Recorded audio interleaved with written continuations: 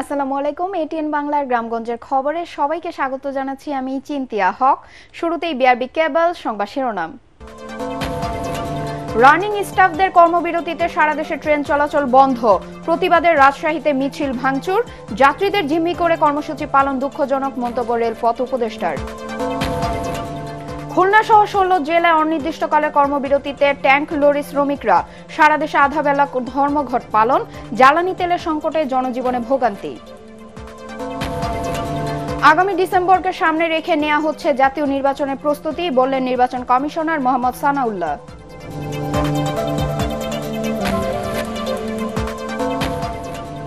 এবং নারায়ণগঞ্জের রূপগঞ্জে দুই পক্ষের সংঘর্ষে 6 জন গুলিবিদ্ধ সহ আহত কমপক্ষে 25।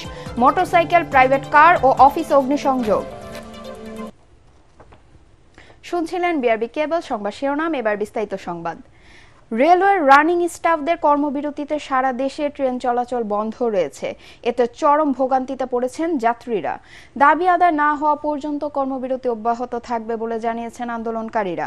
এদিকে যাত্রীদের জিম্মি করে এ ধরনের আন্দোলনকে দুঃখজনক বলে মন্তব্য করেছেন রেলপথ উপদেষ্টা ফাউজুল কবির খান।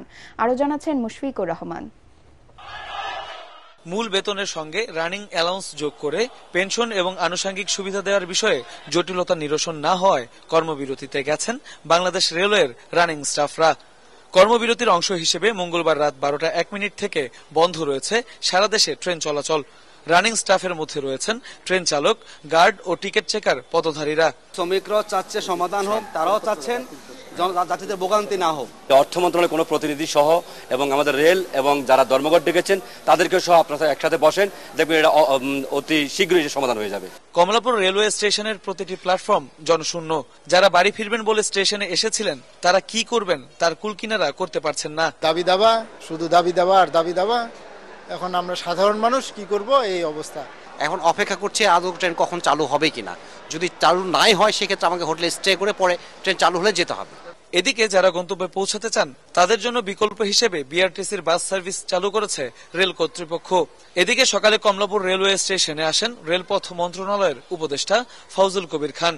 স্টেশন পরিদর্শন শেষে সাংবাদিকদের বলেন, যাত্রীদের জিম্মি করে এ ধরনের আন্দোলন দুঃখজনক। আমরা অলরেডি অর্থ বিভাগের সাথে এটা নিয়ে তুলেছি এবং অর্থ বিভাগ এটার অনেকাংশে এটা পূরণ করে দিয়েছে এবং দরকার হলে আমরা বাকিটা তাদের সঙ্গে আবার করব এবং এটা নিয়ে আলোচনা হতে পারে।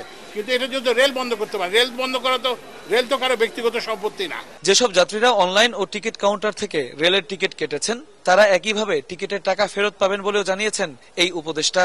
কমলাপুর রেলওয়ে স্টেশনের প্ল্যাটফর্মগুলো আজকে অনেকটাই জনশূন্য। লাইনের উপর এভাবেই বন্ধ হয়ে দাঁড়িয়ে আছে ট্রেনগুলো। রানিং স্টাফদের কর্মবিরতির ফলে ভোগান্তিতে পড়েছে সাধারণ যাত্রীরা। রেল উপদেষ্টা বলেছেন, যাত্রীদেরকে জিম্মি করে কোনো আন্দোলনই কাম্য নয়। তবে আন্দোলনরত শ্রমিকরা বলছেন, দাবি আদায় হওয়ার আগ পর্যন্ত তাদের কর্মবিরতি অব্যাহত থাকবে। মুশফিকুর রহমান, এটিএন বাংলা, ঢাকা। এদিকে সারা দেশে রেল চলাচল বন্ধ থাকায় কোন স্টেশন থেকেই ছাড়েনি ট্রেন। এতে চরম ভোগান্তিতে পড়েছেন যাত্রীরা। গন্তব্যে যেতে না পারায় রাজশাহীতে বিক্ষুব্ধ যাত্রীরা স্টেশনে বিক্ষোভ মিছিল এবং বিভিন্ন স্থানে ভাঙচুর চালায়। প্রতিনিধিদের পাঠানো তথ্য ছবিতে এসএম আশরাফের রিপোর্ট। চট্টগ্রামে রাত 12টার পর থেকে রেল স্টেশন থেকে ছেড়ে যায়নি কোনো ট্রেন। সকালে ট্রেন ছাড়ার বিষয়টি অনিশ্চিত হওয়ায় অধিকাংশ যাত্রী টিকিট ফেরত নিয়ে যান। যাত্রী শূন্য হয়ে পড়েছে প্ল্যাটফর্ম। আন্দোলনকারীরা চট্টগ্রামের পাহাড়তল লোকেশ্বর প্রাঙ্গণে সকাল থেকে সমাবেশ করছেন। এ সময় তারা তাদের ন্যায্য দাবি মেনে নেয়ার আহ্বান জানান। 4.5 বছর আমাদের আন্দোলন চলতেছে। আমরা আমাদের এই অধিকার ফিরে পাওয়ার জন্য, এটা আমাদের কোনো দাবি নয়, এই অধিকার ফিরে পাওয়ার জন্য আমরা আন্দোলন করতেছি। যাত্রীদের সুবিধার্থে তারা সে 23/1/2025 পত্রকে বাতিল করে নতুন করে পূর্বে নেওয়া সকল সুবিধা বহাল থাকবে এই মর্মে একটা আদেশ জারি করলে আমাদের সকল এই সমস্যাগুলো অতি সত্ত্বর সমাধান হবে। খুলনা থেকে ছেড়ে যাওয়া 11টি ট্রেন বন্ধ রয়েছে। প্রতিদিন এখান থেকে প্রায় 5000 যাত্রী বিভিন্ন রুটে যান। এদিন পরিবার পরিজন নিয়ে স্টেশনে এসে বিপাকে পড়েন তারা। এতে যাত্রীরা ক্ষোভ প্রকাশ করেন। জনগণের তো আসলে এখানে অনেক ভোগান্তি। এই জিনিসটা তো অনেক আগে জানানো উচিত ছিল আমাদেরকে, বা মেসেজ দেওয়া উচিত ছিল, তাহলে আমরা বাসের বিকল্প ব্যবস্থা করতে পারতাম। মেডিকেল কলেজে পড়ি, ওখানে আমার আর্জেন্ট পরীক্ষায় যাওয়া লাগতো। আর এখানে সব ধরনেরই বন্ধু আছে, আমার অনলাইন টিকিট কাটা আছে। এখন তারা বলতেছে যে রিফান্ডের বিষয়ে কিছু জানা যাচ্ছে না, যাইতে পারতেছি না। এখন বাস করতেছি, বাসও পাইতেছি না। এখন একটা বিভিন্ন সমস্যা বিচার করছি। ময়মনসিংহ রেল স্টেশন থেকেও আন্তনগর, মেইল ও কোনো লোকাল ট্রেন ছেড়ে যায়নি। তাতে চরম দুর্ভোগে পড়েন যাত্রীরা। যারা অনলাইনে টিকিট কেটেছে তারা অনলাইনে ফেরত দিবে, 3 কার্য দিবসে তাদের ফিরতি টাকা ফেরত পাবে। আর যারা কাউন্টারে কেটেছে 8:30টার পর থেকে কাউন্টারে টিকিট ফেরত নেওয়া হবে। রেল কর্মীদের কর্মবিরতির কারণে রাজশাহী রেল স্টেশনে সকাল 6টা থেকে 8টা পর্যন্ত 6টি ট্রেন চলাচল বন্ধ রয়েছে। এতে নির্দিষ্ট গন্তব্যে যেতে না পারায় বিক্ষুব্ধ যাত্রীরা স্টেশনে বিক্ষোভ মিছিল করে এবং টিটিই ও ইলেকট্রিক কক্ষ ভাঙচুর করেন। বেতনের সাথে রানিং অ্যালাউন্স যোগ করে পেনশন ও আনুতোষিক সুবিধা দেওয়ার বিষয়ে জটিলতা নিরসন না হওয়ায় সারা দেশের মতো নীলফামারীতেও কর্মবিরতি পালন করছেন রেলওয়ে রানিং স্টাফরা। Bureau report, ATN Bangla. শ্রমিক নেতাকে গ্রেফতারের প্রতিবাদে সারা দেশে আধা বেলা ধর্মঘট পালন করেছে ট্যাঙ্ক লরি শ্রমিক ইউনিয়ন। এদিকে খুলনা বিভাগীয় ট্যাঙ্ক লরি শ্রমিক ইউনিয়নের সাধারণ সম্পাদক আলী আজিমের মুক্তি না দেয়া পর্যন্ত অনির্দিষ্টকালে ধর্মঘট ডেকেছে দক্ষিণাঞ্চলের 16 জেলার ট্যাঙ্ক লরি শ্রমিকরা। বন্ধ রয়েছে খুলনা ডিপো থেকে জ্বালানি তেল সরবরাহ। এর ফলে পেট্রোল পাম্পগুলোতে জ্বালানি তেলের সংকট তৈরি হয়েছে। খুলনা থেকে SM হাবিবের রিপোর্ট, জানাচ্ছেন একরামুল হক সায়েম। শ্রমিক নেতাকে গ্রেপ্তারের প্রতিবাদে খুলনার পদ্মা, মেঘনা ও যমুনা ডিপো থেকে তেল উত্তোলন গত রোববার থেকে অনির্দিষ্টকালের জন্য বন্ধ রেখেছে ট্যাঙ্ক লরি শ্রমিকরা। ধর্মঘটের কারণে 16 জেলায় জ্বালানি তেলের সংকটে বিপর্যস্ত এই অঞ্চলের জনজীবন। আমরা আসছি সেই ফরিদপুর থেকে, এই রাত্রে মশার কামড় খেলাম, তা রইলাম এখন পর্যন্ত আমরা, কিন্তু কোনো সাড়া পাচ্ছি না। এই হঠাৎ করে জ্বালানি তেল উত্তোলন ও পরিবহন বন্ধ থাকবে এই কথা তো এই পেট্রোল পাম্পে এসে শুনলাম। আমাদের ট্যাঙ্কলরি শ্রমিক ইউনিয়নের সেক্রেটারি সাহেব, ওনাকে অ্যারেস্ট করা হয়েছে, যার কারণে সারা বাংলাদেশে তেল উত্তোলন বন্ধ হয়ে গেছে। এই দেশ পরিচালনার ক্ষেত্রে যাতে ব্যাঘাত ঘটে সেই একটা চক্র এই জ্বালানির সেক্টরটাকে আর কি বিশৃঙ্খলা করার জন্য এই মামলাগুলো দিয়েছে। খুলনার ট্যাঙ্ক লরি শ্রমিক নেতা আজিমকে গ্রেপ্তারের প্রতিবাদে ও মুক্তির দাবিতে শ্রমিকরা সড়ক অবরোধ করে তেল উত্তোলন বন্ধ রাখে। সড়কের অবরোধ তুলে দিতে প্রশাসনের বল প্রয়োগ ও শ্রমিকদের মারধর করায় দেশব্যাপী আধা বেলা ধর্মঘট পালন করে ট্যাঙ্ক লরি শ্রমিক ইউনিয়ন। আমাদের সেক্রেটারি যতক্ষণ মতো যাবেন না আমরা গাড়ি চালাবো না। সাধারণ সম্পাদক সাহেবের নামে যে মিথ্যা মামলা, সেই মিথ্যা মামলা প্রত্যাহার করা না হলে আমাদের আন্দোলন চলবে। পাশাপাশি আমার ক্যাবিনেট নেতৃবৃন্দ আরো 4 জন আছে, 3 জন আছে সাধারণ সম্পাদক বাদে, এই 3 জনের নামের মিথ্যা মামলা প্রত্যাহার করতে হবে। দাবি আদায় না হওয়া পর্যন্ত খুলনা সহ 16 জেলায় অনির্দিষ্টকালের ধর্মঘট অব্যাহত থাকবে বলে ঘোষণা দিয়েছেন শ্রমিক নেতারা। Bureau report, ATN Bangla. আগামী ডিসেম্বরকে সামনে রেখে জাতীয় নির্বাচনের প্রস্তুতি নেওয়া হচ্ছে বলে জানিয়েছেন নির্বাচন কমিশনার অবসরপ্রাপ্ত ব্রিগেডিয়ার জেনারেল আবুল ফজল মোহাম্মদ সানাউল্লাহ। সকালে ঠাকুরগাঁওয়ে ভোটার তালিকা হালনাগাদ 2025 উপলক্ষে তথ্য সংগ্রহকারী সুপারভাইজার ও নতুন ভোটারদের সাথে মতবিনিময় সভায় তিনি একথা জানান। তিনি বলেন, সংস্কার কার্যক্রম চলমান আছে। কয়েকটি সংস্কার পরিষদ তাদের সুপারিশ পেশ করেছে। আমরা নিশ্চিত করব মাঠ পর্যায়ে যারা কাজ করবেন তারা যাতে পেশাদারিত্বের সাথে ও নিরপেক্ষতার সাথে তাদের দায়িত্ব পালন করেন। প্রধান উপদেষ্টার যে ঘোষিত উইন্ডো, সেই উইন্ডোর যে প্রথম দিকটা অর্থাৎ ডিসেম্বরকে সামনে রেখে আমাদের প্রস্তুতি সম্পন্ন করছি। এই সংস্কার তো আপনার বিভিন্নভাবে এটা চলবে, তবে আমরা নিশ্চিত করব যাতে করে মাঠ পর্যায়ে যারা দায়িত্ব পালন করবেন তারা যেন পেশাদারিত্বের সাথে নিরপেক্ষতার সাথে দায়িত্ব পালন করেন। নারায়ণগঞ্জের রূপগঞ্জে দুই পক্ষের সংঘর্ষে 6 জন গুলিবিদ্ধ সহ কমপক্ষে 25 জন আহত হয়েছে। এ সময় 10টি মোটরসাইকেল, একটি প্রাইভেট কার ও অফিসে অগ্নিসংযোগের ঘটনা ঘটে। দুপুরে উপজেলার শাওঘাট এলাকায় বিসমিল্লা পাইকারি আড়তের দখল নিয়ে সেলিম প্রধান ও মুজিবুরের লোকজনের সাথে সংঘর্ষের এ ঘটনা ঘটে। আহতদের ঢাকা মেডিকেল সহ বিভিন্ন হাসপাতালে চিকিৎসা দেওয়া হচ্ছে। সংঘর্ষের খবর পেয়ে রূপগঞ্জ থানা পুলিশ ও সেনাবাহিনী ঘটনাস্থলে গিয়ে পরিস্থিতি নিয়ন্ত্রণে আনে। বর্তমানে এলাকায় অতিরিক্ত পুলিশ ও সেনাবাহিনী মোতায়েন রয়েছে। তদন্তের মাধ্যমে সংঘর্ষের ঘটনায় জড়িতদের বিরুদ্ধে ব্যবস্থা নেওয়া হবে বলে জানিয়েছেন রূপগঞ্জ উপজেলা নির্বাহী কর্মকর্তা সাইফুল ইসলাম। ল্যান্ডের মালিক যিনি উনি দাবি করছেন যে উনি 10 বছরের জন্য কাউকে লিজ দেননি, আর যারা এখানে দোকানদার রয়েছে তারা বলছেন যে 10 বছরের জন্য তারা দলিল মূলে সেখানে লিজ নিয়েছেন। তো এটি আসলে আদালতের নিষ্পত্তিযোগ্য বিষয়। আদালত যে রায়টা আমাদেরকে দিবে আমরা সেটি বাস্তবায়ন করব। অগ্নিসংযোগের যে বিষয়টা, এটা অবশ্যই দুঃখজনক। যেই করুক, যারা এই ঘটনায় জড়িত থাকুক, আমরা অবশ্যই তাদের বিরুদ্ধে আইনগত ব্যবস্থা গ্রহণ করব। লালমনিরহাট সদর উপজেলার বড়বাড়িহাট সোনালী ব্যাংক শাখায় সুড়ঙ্গ খুঁড়ে ডাকাতির চেষ্টা করা হয়েছে। তবে বিষয়টি লোকজন টের পেলে ডাকাতরা পালিয়ে যায়। গতরাত 12টার দিকে এ ঘটনা ঘটে। স্থানীয়রা জানায় ব্যাংকের পেছনের দেয়ালের নিচে একটি সুড়ঙ্গ খুঁড়ে ব্যাংকে ঢোকার চেষ্টা করে কয়েকজন ডাকাত।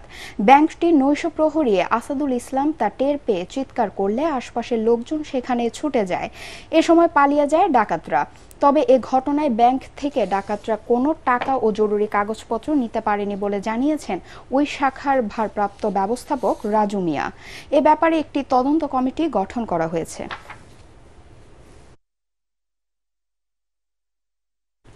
আর্থিক নিরাপত্তা নিশ্চিত না হলে সাংবাদিকদের মর্যাদাও নিশ্চিত হবে না বলে মন্তব্য করেছেন গণমাধ্যম সংস্কার কমিশনের প্রধান কামাল আহমেদ। ময়মনসিংহ জেলা শিল্পকলা একাডেমি মিলনায়তনে বিভাগের 4 জেলার প্রিন্ট ও ইলেকট্রনিক মিডিয়ার সাংবাদিকদের সাথে মতবিনিময় সভায় তিনি এ মন্তব্য করেন। কমিশনের সদস্য মোস্তফা সবুজ, আক্তার হোসেন খান সহ অন্যান্যরা সভায় উপস্থিত ছিলেন।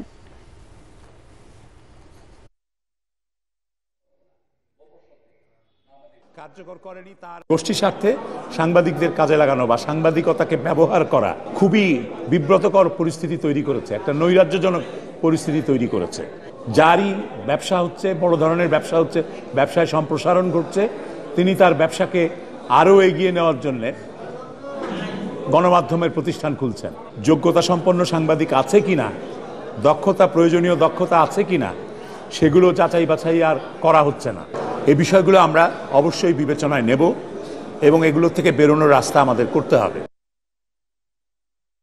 নওগাঁর মহাদেবপুরে জাহিদুল ইসলাম নামে এক ব্যক্তিকে জবাই করে হত্যার ঘটনায় 3 জনকে গ্রেফতার করেছে পুলিশ। গতরাতে জেলার বিভিন্ন স্থানে অভিযান চালিয়ে তাদেরকে গ্রেফতার করা হয়। প্রাথমিক জিজ্ঞাসাবাদে তারা এ হত্যাকাণ্ডের দায় স্বীকার করেছে। দুপুরে এক সংবাদ সম্মেলনে এসব কথা জানান পুলিশ সুপার শফিউল সরোয়ার। সংবাদ সম্মেলনে জানানো হয়, গত 15 ডিসেম্বর রাতে জাহিদুল ইসলামকে জবাই করে হত্যার পর লাশটি পত্নীতলা থেকে একটি অটো ভ্যানে করে মহাদেবপুরের রাইগা ইউনিয়নের একটি কালভার্টের নিচে ফেলে পালিয়ে যায় আসামিরা। পূর্ব শত্রুতা এবং এলাকায় আধিপত্য বিস্তারকে কেন্দ্র করে এ হত্যাকাণ্ড সংঘটিত হয়েছে বলে ধারণা করা হচ্ছে। হবিগঞ্জে প্রবাসী কাজী দীপু হত্যা মামলায় 37 আসামির জামিন নামঞ্জুর করে জেল হাজতে পাঠানো হয়েছে।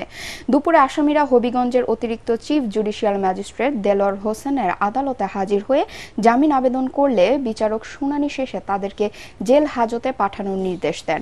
গত বুধবার বিকেলে সদর উপজেলার কালনী গ্রামে দুই পক্ষের সংঘর্ষে সৌদি আরব প্রবাসী কাজী দীপু নিহত হন। এই ঘটনার পর নিহতের ভাই সজলু মিয়া বাদী হয়ে শনিবার রাতে 60 জনের বিরুদ্ধে একটি হত্যা মামলা দায়ের করেন।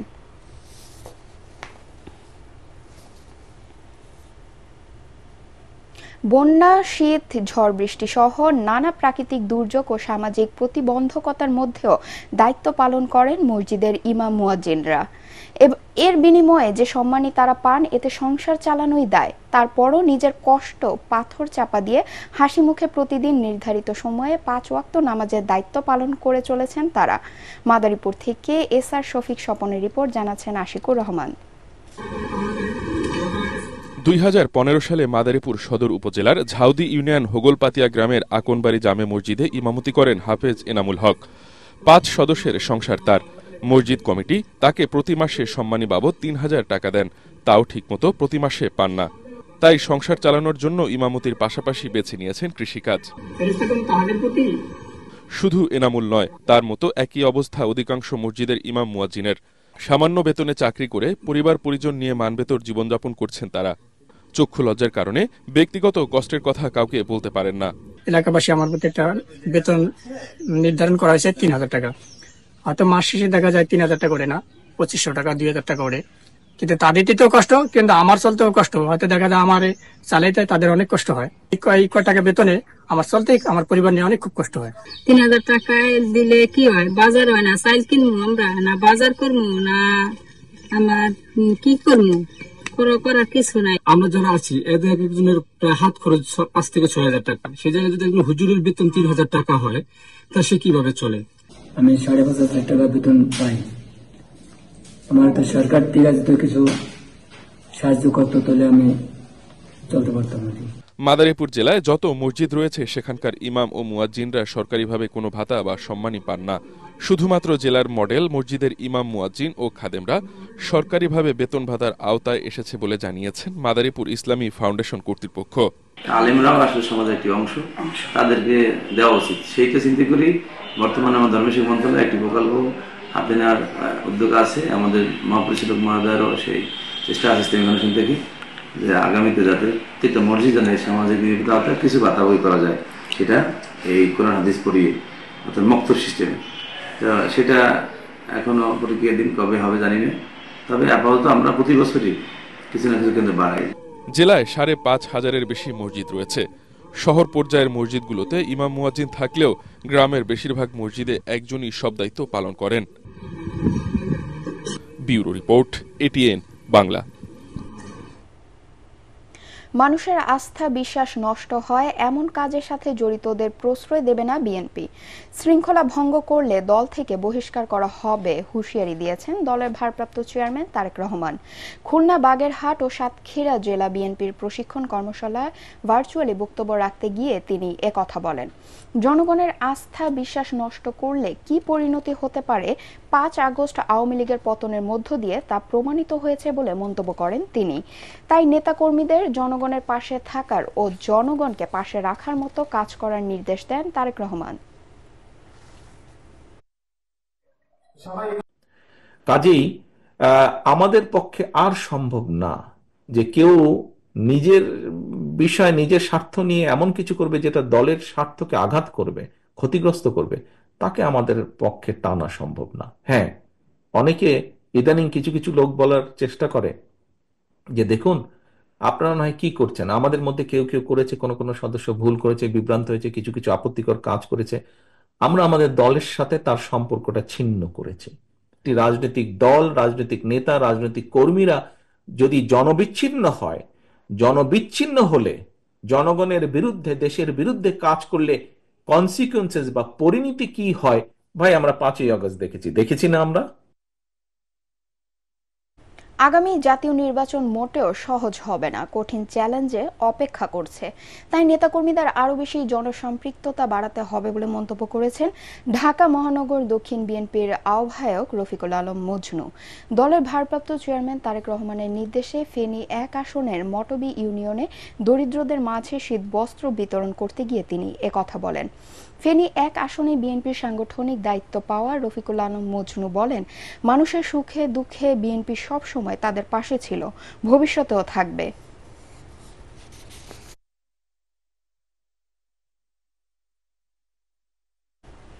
মাগুরার শালিখায় দীর্ঘ 16 বছর পর বিএনপির জনসভা অনুষ্ঠিত হয়েছে। এতে বক্তব্য রাখেন বিগত সরকারের আমলে নির্যাতিত নেতা মাগুরার সাবেক সংসদ সদস্য কাজী সলিমুল হক কামাল ও ঢাকা মহানগর দক্ষিণ যুবদলের সদস্য সচিব রবিউল ইসলাম নয়ন। সোমবার শালিখা উপজেলার আরপাড়া কলেজে মাঠে জনসভার আয়োজন করে উপজেলা বিএনপি। সাবেক সংসদ সদস্য কাজী সলিমুল হক কামাল বলেন, বিএনপিকে এগিয়ে নিতে নিজেদের মাঝে ঐক্যের বিকল্প নেই।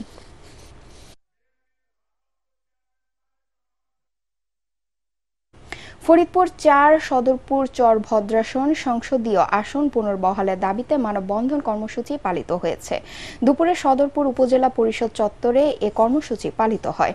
মানববন্ধন চলাকালে বক্তব্য রাখেন সংসদীয় আসন পুনরুদ্ধার কমিটির আহ্বায়ক মোহাম্মদ কুদ্দুস খান, সদস্য সচিব আক্তারুজ্জামান, বিএনপি নেতা শাহ আলম রেজা ও ছাত্রনেতা তানজিমুল হাসান কায়েস।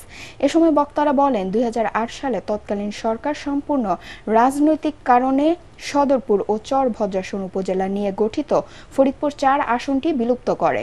পরবর্তীতে ভাঙ্গাচর ভদ্রাসন সদরপুর উপজেলাকে নিয়ে সংসদীয় আসনটি পুনর্গঠন করা হয়। এতে বৈষম্যের শিকার হয় সদরপুর ও চর ভদ্রাসন উপজেলার মানুষ। নড়াইলে গ্রাম আদালতে চলতি বছরে 6 মাসে 641টি মামলা হয়েছে।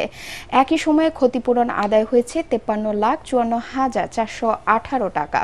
ওয়েব ফাউন্ডেশন ও জেলা প্রশাসনের আয়োজনে স্থানীয় অংশীজন নিয়ে কর্মশালায় এ তথ্য জানানো হয়। কর্মশালায় প্রধান অতিথি ছিলেন জেলা প্রশাসক শারমিন আক্তার জাহান। স্থানীয় সরকার বিভাগের উপপরিচালক জুলিয়া সুকায়নার সভাপতিত্বে কর্মশালা পরিচালনা করেন ওয়েব ফাউন্ডেশনের জেলা সমন্বয়কারী জিনারুল ইসলাম।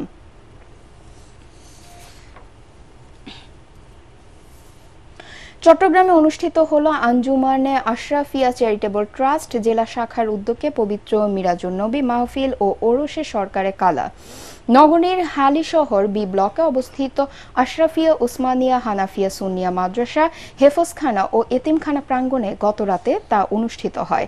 আল্লামা কাজী মঈনুদ্দিন আশরাফির সভাপতিত্বে অনুষ্ঠানে প্রধান অতিথি ছিলেন চট্টগ্রাম সিটি কর্পোরেশনের মেয়র ডাক্তার শাহাদাত হোসেন। উদ্বোধন করেন পিএইচপি ফ্যামিলির ফিনান্স ডিরেক্টর ও আঞ্জুমানে আশরাফিয়া চ্যারিটেবল ট্রাস্টের চেয়ারম্যান আলী হোসেন সোহাগ আশরাফি। বিশেষ অতিথি ছিলেন খোরশেদুল্লাহ রজাই, সাবেক কমিশনার আবুল হাশেম, অধ্যক্ষ মুফতি হারুনুর রশিদ আশরাফি ও মাওলানা জামিউল আক্তার আশরাফি।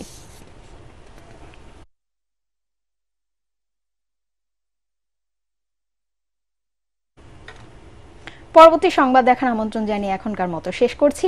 এটিএন বাংলা সংবাদ ইউটিউবে দেখতে ব্রাউজ করুন youtube/ATN Bangla News। ধন্যবাদ সবাইকে।